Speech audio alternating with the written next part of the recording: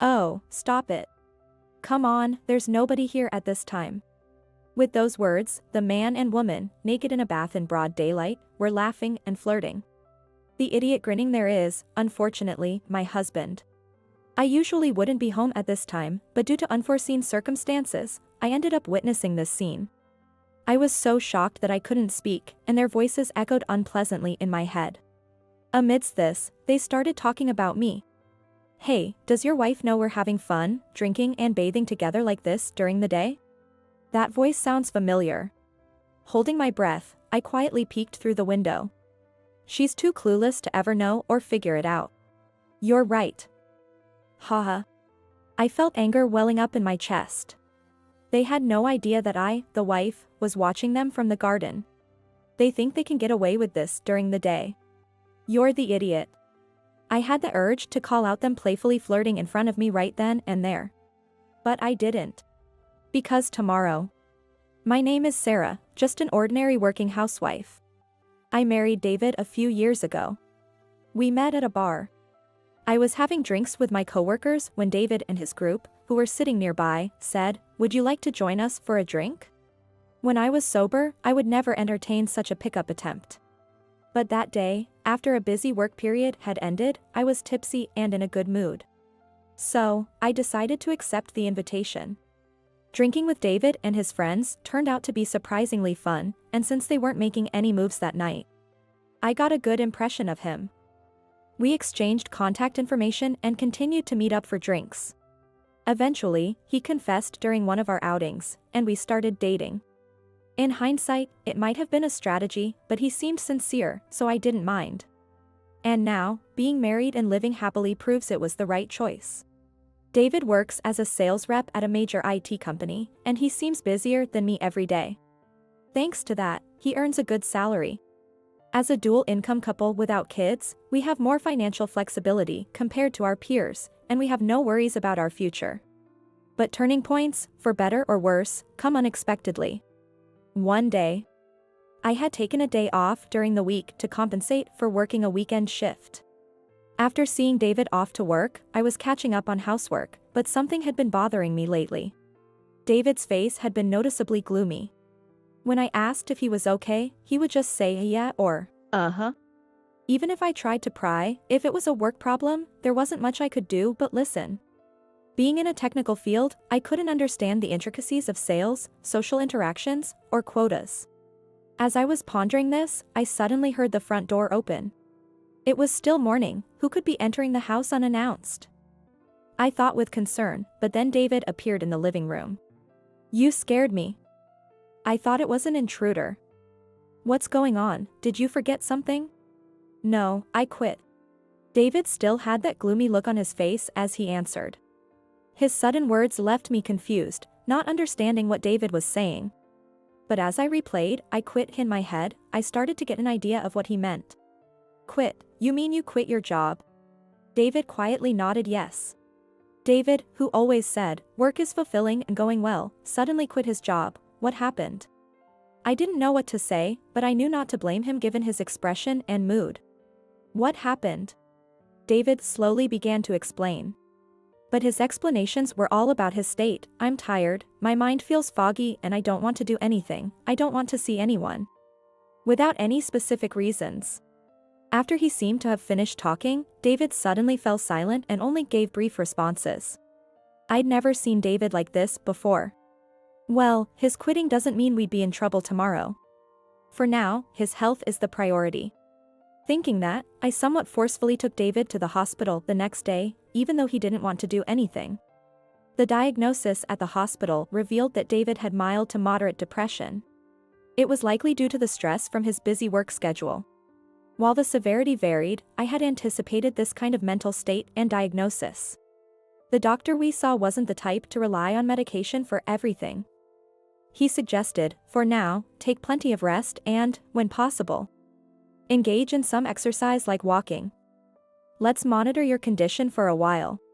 Although I wasn't sure if this was the best approach, if rest and exercise could help, it was worth a try. But from that day on, David just stayed in bed, showing no intention of exercising. In hindsight, David was never much into exercise. Someone in such a state of depression, lacking the energy to do anything, wouldn't even go for a walk, let alone actively do anything. Still, I couldn't just leave David like that, so one day I asked him, if walking is too hard, why not do something else you enjoy? Aren't there hobbies you couldn't do because of work? Reading, games, movies? I'll help if needed. David, with a vacant look, muttered, yeah. And then said something unexpected. I've always wanted to go to the countryside. Somewhere no one knows me. Start over there. It was an unexpected answer. If he had just wanted a trip to a place with lots of greenery, we could go as soon as tomorrow. But starting over means? I always dreamed of living surrounded by greenery, like at my grandparents' house. I wanted to fulfill David's dreams and wishes, but I couldn't agree to it immediately, no matter how much I wanted to. So, I had no choice but to say, yeah, maybe in the future. But after that, David often said, I could get better in the countryside. Hearing that repeatedly made me depressed. I'd heard that depression can affect family members, and maybe this was it. If things continued like this, we'd both fall apart. Maybe I should seriously consider David's wish to live in the countryside. From that day, I started researching rural relocations. Then, I found a nice rural village about a 2 to 3 hour drive from the city. David could still see his doctor, and I wouldn't have to quit my job. So I made up my mind. Hey, David, if you're okay with this place, we could start our country life pretty soon. What do you think? I said this as I showed David the computer screen displaying information about a rural village. David's eyes widened, and he stared at the screen intently. Then, for the first time in what felt like ages, he gave me a smile. And so, we quickly began the process. We took out a loan to buy an old house in the countryside and started packing up our current home. The new house was a traditional-style home, complete with a bath that required firewood. We would need to be careful, as one misstep could result in severe burns. The interior was well maintained and didn't feel too outdated, which is why I decided to buy it. David, seemingly a bit more energized by the move, was actively packing. Seeing David a bit more lively, I felt reassured that this decision might not have been a mistake. I followed the moving truck with my car and arrived in front of our new house. Even David couldn't hide his excitement this time. And so, our country life began. As the movers brought in our belongings, the local villagers watched us from a distance, curious about the new arrivals. I went around to introduce myself to the neighbors. Even though they were neighbors, the houses were spaced far apart, making each visit a bit of a walk. Just going around to the few people who had come out took quite a bit of effort. But everyone seemed kind, offering words like welcome and a good job. Some even said things like, take some cabbage from my garden, or feel free to ask if you need anything. It's rare to find such kindness in the city, especially from people who don't even know us yet. At this rate, we might be able to make it in this village. That's what I began to hope. However, that hope was short-lived. We hadn't fully grasped what it meant to join a closed, tightly knit rural community. About 2 weeks later, I began to feel that something was off. The villagers avoided making eye contact with me. I leave early for work, driving 2 hours one way from the village. Even at that early hour, the older villagers are up and about, tending to their gardens and fields. For the first few days after we moved in, they would smile and greet me, but lately, they wouldn't even look at me. Some even ignored me outright. Then, there was the incident with a drunk elderly man.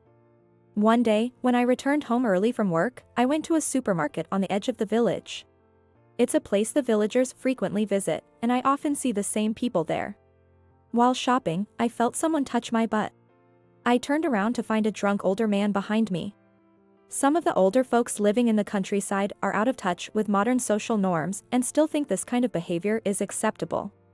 Previously, when a different person did something similar, I said, please stop, and an elderly woman nearby told me, just let him touch you.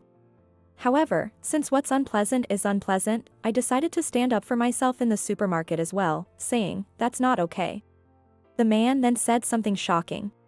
Come on, it's no big deal. I heard you're a top-notch prostitute. You're really good at it. Why don't you service me next time? What was he talking about? I'm just an ordinary office worker, and I've never worked in such a trade, not now, not ever. That's not true. Who told you that? Everyone in the village is saying it. Confused, I asked for more details. The man, perhaps because he was drunk, started to spill everything. It started because David never left the house.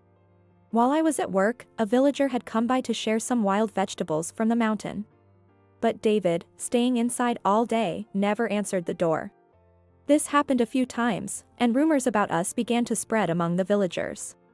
There's no way a woman would work while her husband stays at home, they said. It started with people thinking that I was a gangster's woman and that David was hiding because he got involved with them. As a result, the rumors evolved, suggesting that David rarely left the house because of this. Now, the story had morphed into me being a prostitute and having eloped with David. What a nightmare. Sure, it was rude of David to ignore the villagers' kindness. But we moved to the countryside because we found social interactions challenging. I thought I could get along well with the villagers, but it wasn't that simple. Because of these rumors, David and I were constantly subjected to hostile stares from the neighbors. And I increasingly found myself the target of leering looks. Give me a break.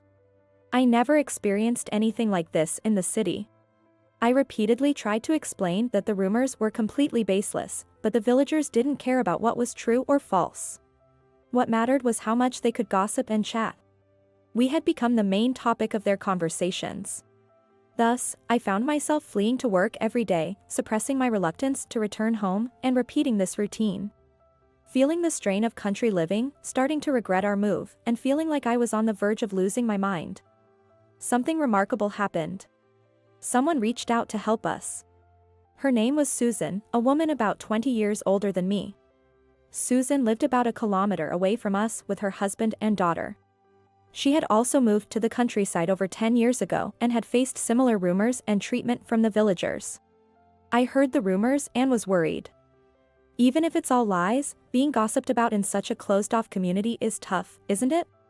I understand how you feel, Susan said. She visited my house to check on us. Meeting someone who could be called an ally for the first time since moving to the village brought me such relief that I cried and shared our entire story with Susan. I see. From now on, if you need anything, no matter how small, just let me know. Even if it's just that you can't keep up with the housework. The rumors don't last so long, so let's work through this together. Thus, I met the first trustworthy person in the village. Susan was very considerate of our situation and would check on David when I was at work. Sometimes, she would bring her daughter, Rachel, to help with the garden, which I had been neglecting. Rachel, 3 years younger than me, was home for summer break from college and was incredibly reliable. Despite being younger, her experience in the village made her very dependable. I couldn't be more grateful for everything Susan and Rachel did for us, especially teaching me how to chop firewood. Having a bath at home was great, but I couldn't properly prepare the firewood, so we always ended up just using the shower, wasting its potential. On weekends, Susan's family would visit us, or we would go to their house. Over coffee, we shared stories and deepened our friendship. Gradually, the rumors subsided. Although we still faced occasional unpleasant comments, they no longer affected us as much. This was all thanks to Susan. Finally, it felt like the ideal country life we had hoped for was beginning. About a month later, it was the company's anniversary, so I had the day off even though it was a weekday, and I spent the day cleaning the house. Moving to the countryside hadn't significantly changed cooking or laundry routines.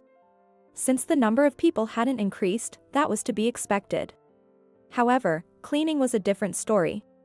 When we lived in the city, our apartment wasn't very large, so cleaning didn't take much time. However, now that we were in a house with much more space and 2 floors, cleaning had become a significant task. Susan had said, "I'll help anytime," but I felt I should be able to clean my own house, so I tried not to rely on her. This reminded me of a similar situation. It was, of course, the day David came home in the morning after quitting his job. In just a few months, our lives had changed dramatically. Yet, it wasn't all bad, as David had started smiling more lately. I wanted to believe that moving to the countryside was the right decision. As I was cleaning the bathroom, I noticed a strand of hair that caught my attention. David has a typical short haircut, and I have a bob cut. However, the hair in the bathroom was clearly longer than either of ours. It was probably long enough to reach someone's back. I remembered that Susan usually tied her hair up, but it could be this length when let down. Perhaps she had visited and cleaned the bathroom while I was away. If that was the case, I needed to thank her again. Thinking that, I decided not to dwell on it too much that day. However, the long hairs continued to appear in the bathroom. If they had been found elsewhere, given how often Susan visited, it wouldn't have been as concerning, but in the bathroom, it felt strange. Finding someone else's hair in our bathroom repeatedly started to feel eerie, so I decided to casually ask Susan about it the next time we met. "Susan, have you ever seen our bathroom?" Susan looked puzzled by my sudden question. Maybe it wasn't the best way to ask. However, she didn't seem particularly unsettled and answered my question calmly. "I've seen it from a distance but never been inside. I know your bath is with wood fire." "I've heard of wood-fired baths, but that's unique. Why do you ask?" Taken aback by her question, I stammered, "Well, if you'd like, you can try it sometime," giving a rather nonsensical response. But from her demeanor, I could tell she wasn't lying. So, whose hair was it then? Could it be that the bath had some sort of history or haunting? The thought sent a chill down my spine, and I decided to get to the bottom of the hair mystery by asking David directly. His response was unexpected. "Hair? I don't know. Isn't it yours?" He was clearly flustered. Sweat beaded on his forehead, and he avoided making eye contact with me. It was then that I realized I had been avoiding an obvious possibility. The possibility that David might be cheating. Normally, finding the hair should have made me ask David first. He's home most of the time, so he should know. But I didn't want to think about that, so I took the long way around. Still, I had to confront him directly. "Come on, you must know. How could long hair get in the house if you're here all day? Are you saying there's a ghost? That's ridiculous. If it were a haunting, there'd be more hair, not just a few strands." Despite my pressing, David kept saying, "I don't know. I have no idea, and maybe there are ghosts like that," avoiding the truth. Eventually, he said, "Do you want to make my mental state worse?" using his illness as a shield. Frustrated, I snapped, "Fine," and retreated to my room. For a while, I continued to suspect David of cheating, but I couldn't obtain definitive proof. Since I confronted him, David seemed to be more cautious, and the mysterious hair stopped appearing in the bathroom. In a way, this was an admission of his infidelity. However, it was still circumstantial evidence and not concrete proof. Despite his obvious distress and the regular appearance of the hair, I found myself unable to take decisive action. Which was incredibly frustrating. I still had to work, despite my worries. One day, driving from the village to the city as usual, I went to work and followed my normal routine. Then, during my lunch break, I went out to buy some food. "Excuse me, are you Sarah?" A woman I didn't know called out to me. I turned around to see that the woman had a noticeably swollen belly and was clearly pregnant. She told me, "I have something to talk about," so we headed to a cafe near my office. Her name was Emily. At first, I thought it was a scam or solicitation and considered brushing her off. Knowing my name was strange, but since I wore an ID badge at work, it wasn't that unusual. However, Emily knew more than just my name. "I need to talk to you about David." Here's what Emily told me. Emily was a junior colleague from David's previous job and had been involved with him. One day, they had an accident during intercourse. My eyes went to her stomach. So that's what this was about. I felt a wave of nausea from the anger. But Emily continued, ignoring my distress. She told David, "If I get pregnant, I want to keep the baby." For David, she was just a fling. A baby would risk exposing the affair to me. The evidence of David's affair was now in the form of an unborn child.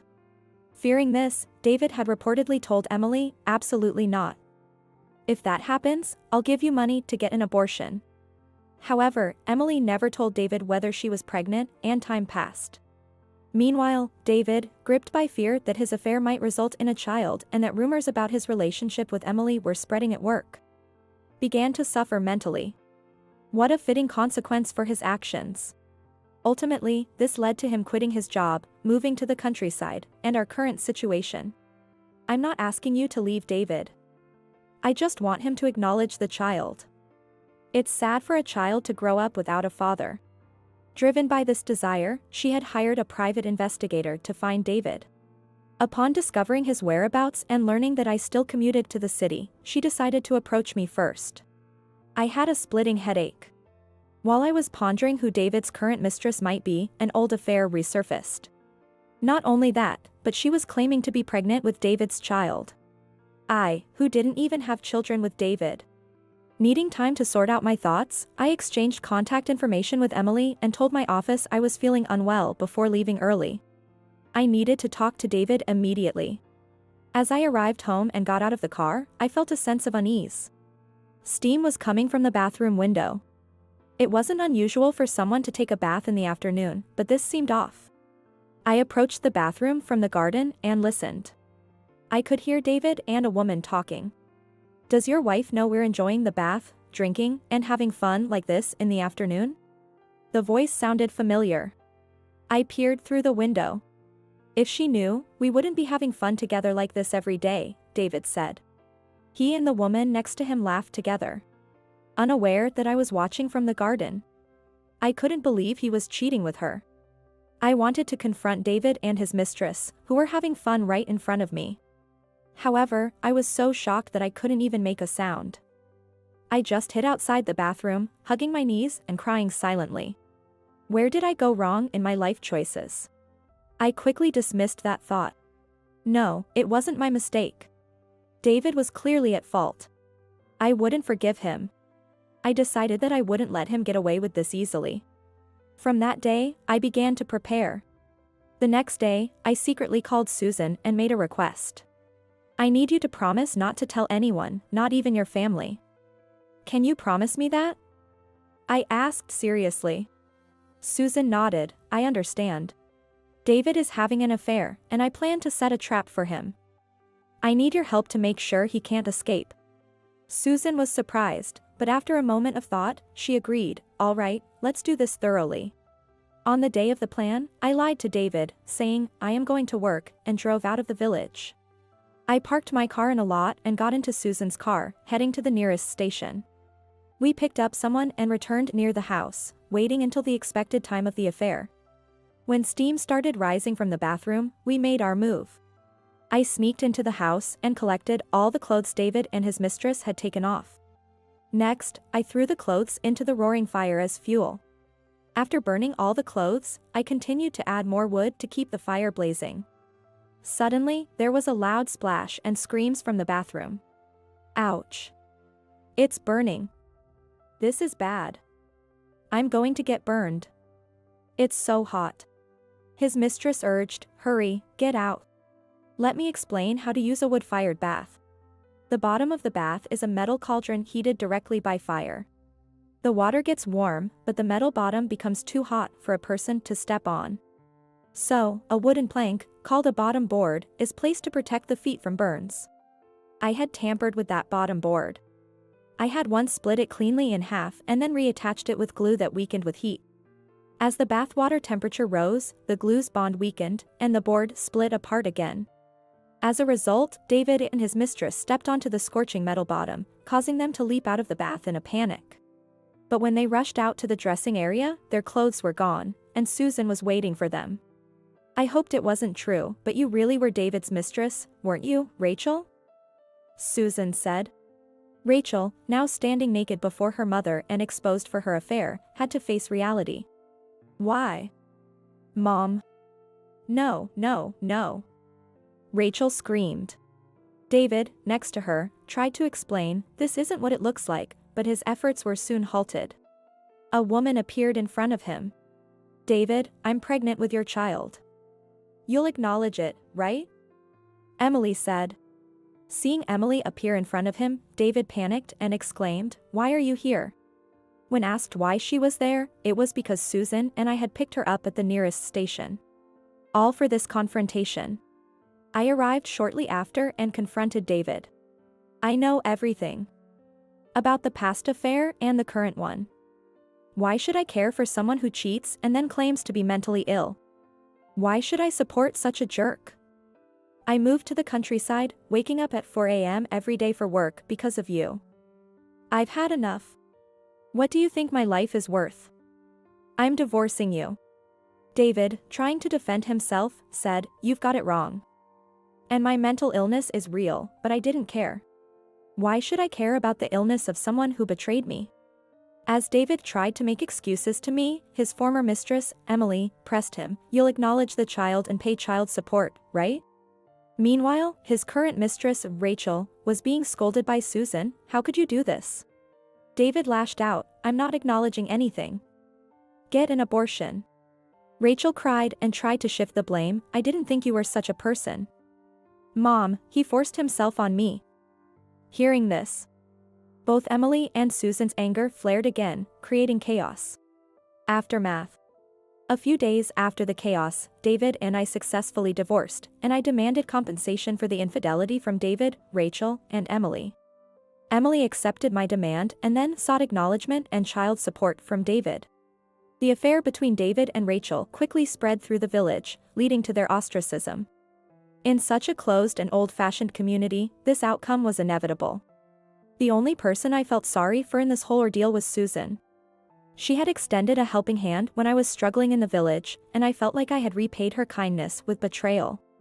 I apologized to her later, but she said, "I'm the one who should apologize. Sarah, you did nothing wrong.